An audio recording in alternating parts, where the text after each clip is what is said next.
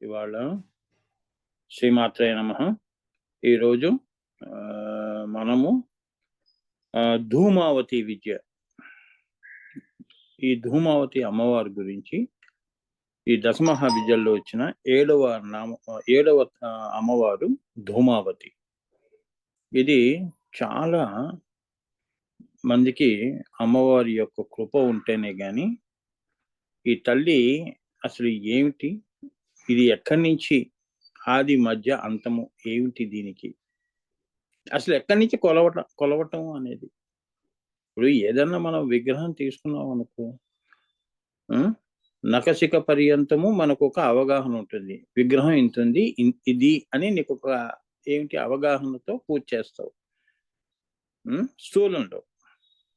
అదే మనం శ్రీ విద్యలోకి వచ్చినప్పుడు అసలు ధూమావతి అమ్మవారిని ఎలా, అసలు ఈ తల్లిని మనకి అసలు ఊహకి అందుతుందా, అసలు అమ్మవారంటే ఏమిటి, ఈమె ఎక్కడ మొదలు పెట్టింది, సృష్టి చివరి వరకు ఆది మధ్యాంత వరకు కూడా ఏమ్మా ఎక్కడ మొదలైంది, ఎక్కడ ఆపేసింది సృష్టిని, ఇవన్నీ నీకు మనకి అవగాహన రావాలి అన్నప్పుడు ఈ ధూమావతి అమ్మవారి గురించి మనం తెలుసుకోవాలి.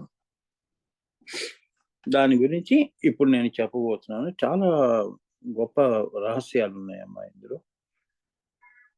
దశమహావిద్యల్లో ఇది సప్తమ స్థానంలో ఉంటుంది. ఈ అమ్మవారు ఎక్కడ ఉంటుంది? 7వ దేవత ఆ తల్లి ధూమావతి. ధూమావతిని ధూమ్రావతి అని కూడా అంటారు. ధూమ్రము అంటే పొగ అన్నట్టు. ధూమ్రము అంటే ఈ తల్లిని ఏమంటారు? ధూమావతిని ధూమ్రావతి అని కూడా అంటారు. అనాధ్యాంతంలో తనకి తానే విస్మృతిలోకి యోగ నిద్రలోకి వెళ్ళి దిక్కు చైతన్యము సత్పర భావాలు లేక సర్వము తానే అన్న భావన లేని స్థితి. ఈ స్థితి ఎలా ఉంది? ఈ అమ్మవారు సృష్టికి పూర్వము సృష్టిలో ఈ తల్లి యొక్క పాత్ర ఏంటో చెప్తున్నారు. అసలు ఈ ధూమ్రావతి అంటే ఏమిటని మనం తెలుసుకున్న దశమహా విద్యలన్నీ కూడా ఆజ్ఞా చక్రంలో కింద ఉన్నవే. ఆ జ్ఞానంతోనే మనం ఈ అమ్మవారిని చూస్తున్నాం. ఇది ఆ యొక్క అపరకి పరకి పరకి మళ్ళీ పరాపర పరాత్పర, అది తెలుసుకునే ప్రయత్నం ఇప్పుడు శ్రీ విద్యలో చేస్తున్నాం మనం. ఇంతవరకు మనకి ఇప్పుడు కూడా మనందరం ఏంటంటే వారు చెప్పింది వీరు చెప్పింది ఈ పుస్తకంలో ఉంది, ఆ బొమ్మ చూసాము, ఈ యొక్క బొమ్మ చూసాము, విగ్రహం చూసాము, గుడిని చూసాము, గుళ్ళకి వెళ్ళాము, ఈ యొక్క పరిజ్ఞానంలో మనం ఉన్నాం. కానీ ఇవాళ మీరందరూ ఎంత ధూమ్రావతి అమ్మవారి యొక్క కృపతో ఇటువంటి రహస్యమైనవి మన పరంపరలో ఆ గురువుల యొక్క అనుగ్రహంతో నాకు తెలిసినది, నాకు అనుభూతమైనది ఆ తల్లి అనుగ్రహం, కొన్ని విషయాలు నేను మీకు చెప్పదలుచుకున్నాను. జాగ్రత్తగా వినండి. ఏమా ఈ తల్లి ఎలా ఉంది?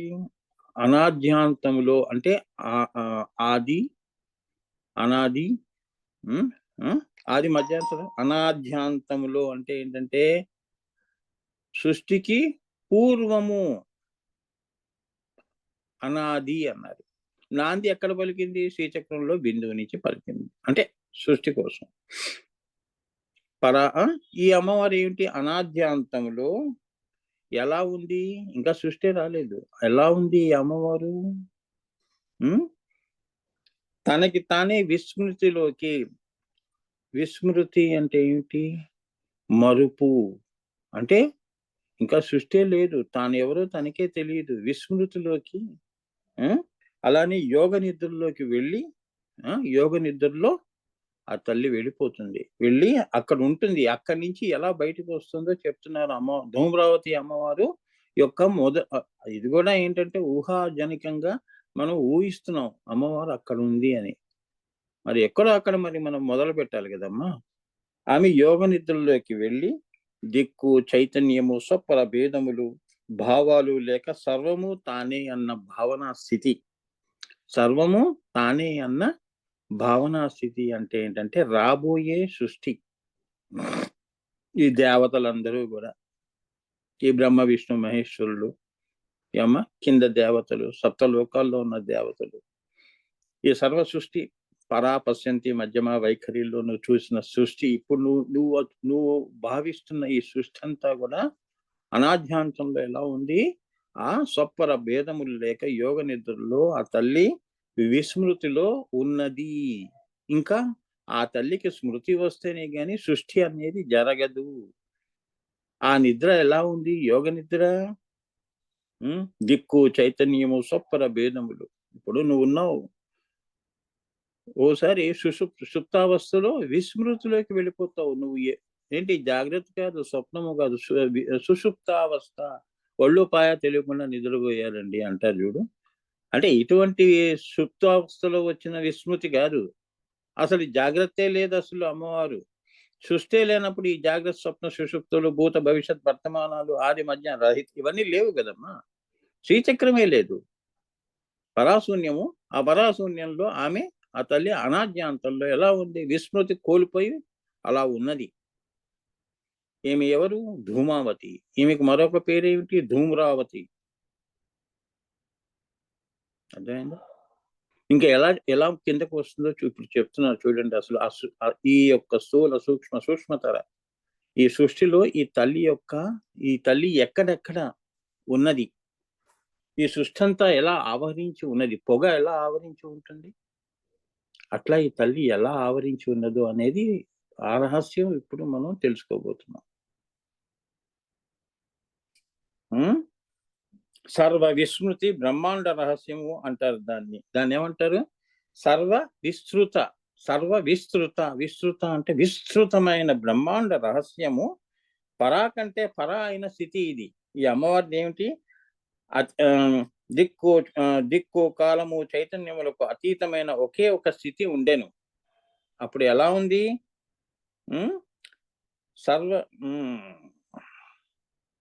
దిక్కు కాలము చైతన్యములకు అతీతమైన స్థితి అన్నమాట. అన్నిటికీ అతీతంగా ఉన్నది అమ్మవారు. అది ఎలా ఉన్నది? ఒకే స్థితిలో ఉన్నది. అది దాన్ని ఏమన్నారు మరి? అలాంటప్పుడు అది పరా కదా అవుతుంది కదా. అంటే ఈ పరా కంటే పరా అయిన స్థితి అది. అవునా? బిందువు తర్వాత ఏముందమ్మా అంటే మనం ఎప్పుడు పరాశూన్యం అంటాం కదా. ఆ పరా నిరీశ్వరము, ఈశ్వరము, తర్వాత కామేశ్వరం అని మనం ఎలా గుర్తు చేసుకుంటామో, ఈ యొక్క నిరీశ్వరము కంటే పైన ఉన్నది అంటున్నారు ఇక్కడ. పరా కంటే పరాత్పర. అది పరా కంటే పరా అయిన స్థితి. సర్వ విస్తృతి బ్రహ్మాండ రహస్యము అంటారు దాన్ని. అంటే ఆమె ఏమిటి? ఈ సృష్టి చెయ్యాలి, విస్మృతిలోకి వెళ్ళిపోయింది అనమాట.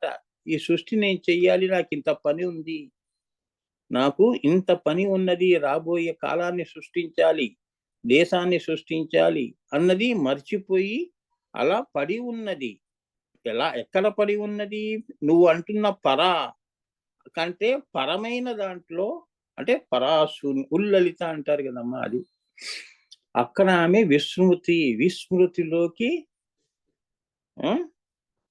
ఆ అంటే అంత పెద్ద విస్తృతమైన నేను బ్రహ్మాండాన్ని సృష్టించాలనేది ఆ రహస్యం అంతా కూడా ఆమె దాచుకొని అలా యోగ నిద్రలో ఉన్నది ఈ ధూమ్రావతి అమ్మవారు.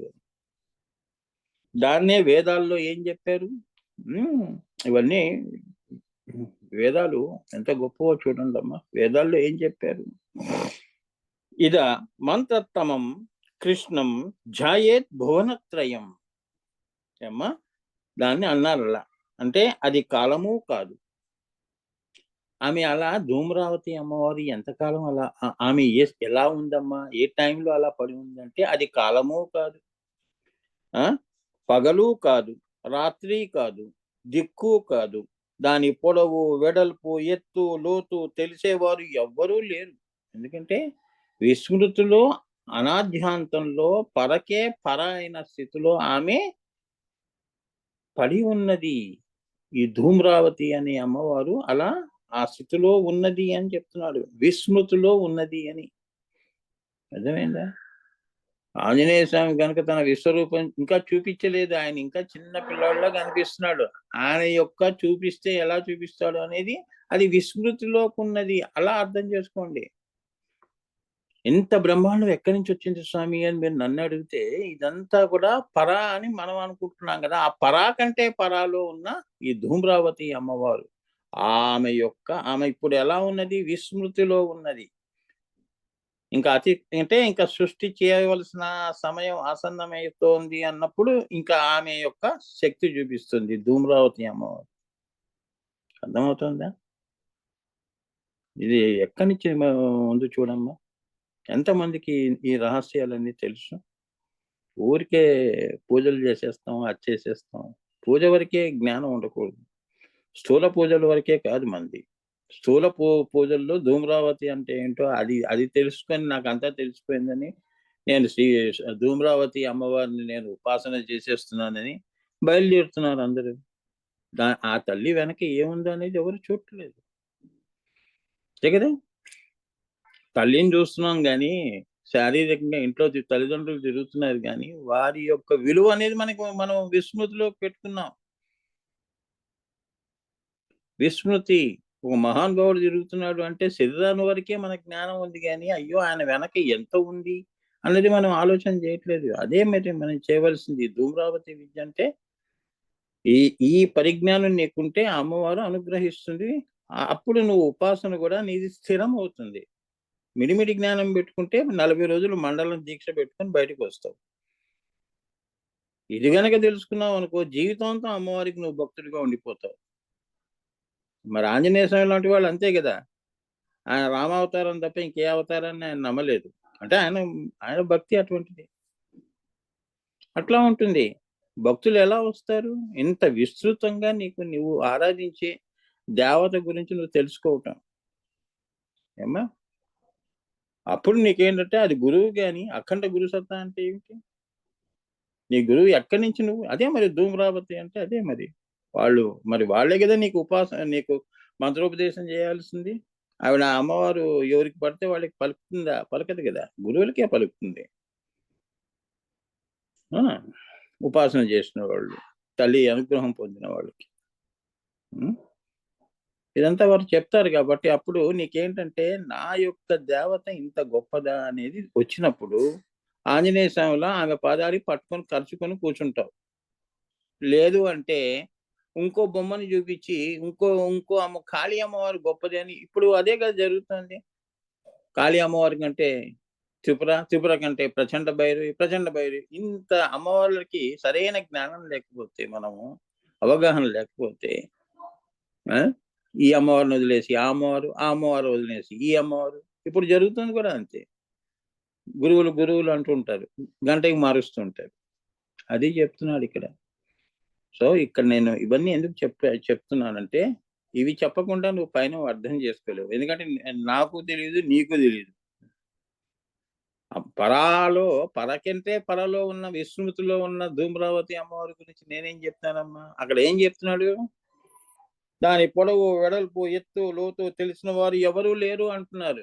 ఇప్పుడు నేనున్నానంటే నువ్వు ఒప్పుకుంటావా? నువ్వున్నావంటే నేను ఒప్పుకుంటానా? ఎవరు లేరు. సృష్టే లేదక్కడ. అటువంటి స్థితిలో ఆమె పడి ఉన్నది. హ్మ్. చైతన్యము అంటే తాను ఉన్నాను అని కూడా తెలియక పడి ఉన్న స్థితి అనాధ్యానంతానికి. అంటే చైతన్యము అంటే ఏంటి? చైతన్యం అంటే తాను ఉన్నాను.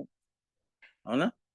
నువ్వు పొద్దున్నే కళ్ళు తెరిచావనుకో, నేను ఉన్నాను, బతికే ఉన్నాను. నా పనేమిటి? వెంటనే నీకు పనులు గుర్తుకొస్తాయి. అలానే చైతన్యము అంటే తాను ఉన్నాను అని కూడా తెలియక ఆమెకి నేను ఉన్నాను అనేది కూడా తెలియక పడి ఉన్న స్థితిని అనాది ఆది అంతానిది అని చెప్తున్నాడు ఆ ధూమ్రావతి అమ్మవారికి. అక్కడి నుంచి ఇంకా బయలుదేరుతుందమ్మా తల్లి. అలా అటువంటి స్థితిలో అలా పడి ఉన్నది. ఆ పైన స్థితిని ధూమ అంటారు. అటువంటి స్థితిని ఏమంటారు? ధూమ అంటారు. లేక అంధ అంటారు. లేక తమహ అంటారు. అన్న 3 పేర్లతో అమ్మవారిని పిలుస్తారు. నేను గూడా ఎన్నో సందర్భాల్లో చెప్పాను. అంధ తమస్సే ఉందమ్మా సృష్టికి పూర్వము అంటే, ఆ అంధ తమస్సియే ఈ ధూమ్రావతి అని పిండితార్థం. నేను సీజీలో అది గురువులు అందరూ గూడా నాతో పలికించింది, వారు పలికింది గూడా ఏమిటి? ధూమ. ఏమ్మా? ఈ ధూమ అన్నది ఏదైతే ఉందో అంధ తమస్సు ఉన్నది. అది అలా పడి ఉన్నది. ఒకానొక సమయము ఆసన్నమైనప్పుడు సృష్టి అందులో చైతన్యం వచ్చినది అని మనం చెప్పుకున్నాం గదా! అలానే అంధ అంటారు దాన్ని. ఆ స్థితిని ఏమంటారు? అంధ, తమః, ఏమా? అలానే ధూమ అన్న 3 పేర్లతో పిలుస్తారు. అంధ తమస్ అంటే ఈ ధూమ్రావతి అని. అంటే ఉల్లలిత అలా ఉందన్నమాట. ఇప్పుడు లలిత కావాలి. లలిత తర్వాత ఆ తల్లి రాజరాజేశ్వరి కావాలి. తర్వాత మహాత్రిపుర సుందరి కావాలి. సో, ఈ అమ్మవార్లందరూ గూడా ఆ ఉల్లలిత, లలిత నుంచి వచ్చిన వాళ్ళే కాబట్టి, వీరు దశ మహావిద్యలు అన్నారంటే ఇవన్నీ కూడా కిరణములుగా, మయూఖములుగా ఇవి ఆ తల్లి నుంచి వచ్చిన అంశలు. పూర్ణాంశాలు కావు. పూర్ణాంశం అంతా గూడా అఖండ గురు సత్తా అన్నట్టు అఖండ దేవతా శక్తి అంతా లలిత. ఖండముగా వచ్చినది గాబట్టి ఇవి దేవతలు. అంశ దేవతలు. అంటే సూర్యుడు కిరణాలు. నువ్వున్నావు. మరి నీకు పిల్లలు. నీ పిల్లలకి పిల్లలు. నువ్వేమిటి ఇప్పుడు లలితవి. నీ నుంచి వచ్చిన వంశము. అవునా? చెట్టుకి విత్తనము. అట్లా అన్నమాట మీరు అర్థం జేసుకోవాలి. అలాంటప్పుడు ఇప్పుడు నీ మనవల్లో నీ రక్తం ఉండదా? మరి అంశే గదా! జీన్స్ అనేవి ఉంటాయి గదమ్మా! ఒక విత్తనము ఒకే చెట్టుకి మామిడికాయలు ఇస్తుందా? అదే విత్తనం ఇంకో చోట నువ్వు నాటితే అదే చెట్టొస్తుంది. అవే మామిడికాయలొస్తున్నాయి. అంటే అందులో జీన్స్ ఉన్నాయి. ఏ దేశంలో వేసినా, ఏ భూమి మీద వేసినా మామిడికాయలే ఇస్తుంది. చూసారా? సో, అమ్మవారు ఇప్పుడు నువ్వు ధూమరావతి అమ్మవారిని నువ్వు అంశగా ఎలా తీసుకుంటావు? ఉపాసన చేసినప్పుడు ఏమాత్రం నీకు పరిజ్ఞానం ఉండాలి గదా! అవునా? దీని వెనక ఉన్నది ఆ లలిత అమ్మవారి యొక్క అంశ దేవత ఈ ధూమ్రావతి. ఇది అందరి తమస్సుగా సృష్టికి పూర్వం అలా పడి ఉన్నది. విస్మృతిలోకి ఉన్నది. అనే పరిజ్ఞానం నీకంటూ ఉండాలి గదా! ఒక మంత్రం తీసుకునే ముందు గురువుల దగ్గర, ఆ అమ్మవారిని మనం ఉపాసన చేసేటప్పుడు, నువ్వు ఎంత తెలుసుకుంటే అంత దగ్గరవుతావమ్మా. ఎంత తెలియకపోతే అంత దూరం అవుతావు. ఇది మర్చిపోకండి. తెలుసుకోవాలి. అప్పుడే ప్రేమ, అభిమానం, అనుబంధం అవునా? దేవతకి నీకు గురు శిష్యులు గాని ఏదైనా గూడా దగ్గరవుతున్న కొద్దీ, అమ్మవారికి నువ్వు దగ్గరవుతున్న కొద్దీ ఆ! బంధం గట్టిపడుతుంది. అది చెప్తున్నాడు. సో, ఈ రహస్యం నువ్వు తెలుసుకొని ఉండాలి. నాకు ధూమరావతి అమ్మవారి మంత్రం ఇచ్చేయండి స్వామి అంటే ఎవరిస్తారు? నీకు పరిజ్ఞానం ఉండాలి గదా!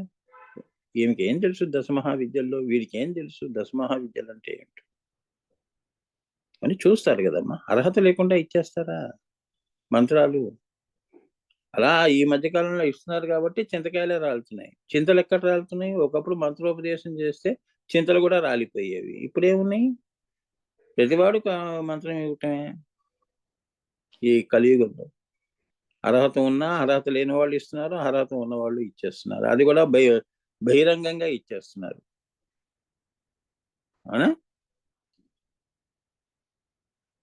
ఇవన్నీ తెలుసుకోవాలమ్మా. అసలైన కార్తీక దీపం అంటే ఏంటి? నీలో ముందు నువ్వు ఆ దీపాన్ని వెలిగించుకో. తర్వాత సృష్టిలో ఏమ్మా దీపోత్సవం అంటే ఏమిటి? నీ జ్ఞానం 10 మందికి పంచినప్పుడు దీపోత్సవం, జ్ఞానోత్సవం. అవునా? ఈ జ్యోతులు వెలగాలి. లోపలున్న జ్యోతులు వెలగాలి. ఏది మూలాధార, స్వాధిష్టానం ఇవి వెలిగితే గదా! నువ్వు ఈ ధూమ్ర అనే అమ్మవారి గురించి నువ్వు తెలుసుకునేది. సో, లోపల ఉన్న ఉత్సాహం ఇది. ఉత్సవము, ఉత్సాహము. తర్వాత బయట మనం ఎటు వెలిగిస్తాం. స్థూల దీపం వెలిగించడం ఎంతసేపమ్మా? అది ఎక్కడ వెలిగినా గూడా ఏమ్మా దీపం దీపమే గదా! నువ్వు వెలిగిస్తే ఏంది, నేను వెలిగిస్తే ఏముంది. అట్లా అన్నమాట. ప్రతిదానికి నువ్వేంటంటే మన సనాతన ధర్మాలు ఎంత గొప్పవో చెప్తున్నాను. మనం చెప్పుకోవటం గాదు. సనాతన ధర్మం గొప్పది అని చెప్పుకోవటం గాదు. దాన్ని మనం సానుభూతి చేసుకొని మనం అభ్యాసం చేసి దాన్ని 10 మందికి చూపిస్తేనే అప్పుడు దాని యొక్క విలువ పెరుగుతుంది. అంతేగాని మా తాతలు నేతులు తాగారు, మా మూతులు వాసన చూడండి అన్నట్టు నువ్వు ఊరికే కత్తులు పట్టుకొని ఊరికే ఆ! తై తై తై అని ఎగిరితే ఎలా? నీకేం తెలుసు చెప్పవయ్యా సనాతన ధర్మం అని అడుగుతారు ఇతరులు. మరి చెప్పే స్థితిలో మనం కూడా ఉండాలి కదా. మాది గొప్పది, మాది గొప్పది, గొప్పది, గొప్పది అంటే అయిపోయిందా? కాదు కదమ్మా. నీ చర్యల్లో, నీ కర్మల్లో ఇవన్నీ బయటపడతాయి. బలవంతంగా ఎవరు సనాతన ధర్మాన్ని మనం రుద్దలేము. ఏమ్మా? నువ్వు ముందు దానిని అవలంబించి దాన్ని 10 మందికి చూపిస్తున్నప్పుడు అయాచితంగా, అప్రయత్నంగా అందరూ నీ వెనకే నడుస్తారు. కదమ్మా! అది. అది ఇక్కడ చెప్తున్నారు. ఇప్పుడు వాళ్ళకి ఇది చాలా ముఖ్యం ఇటువంటి విషయాలన్నీ కూడా. Don't forget this.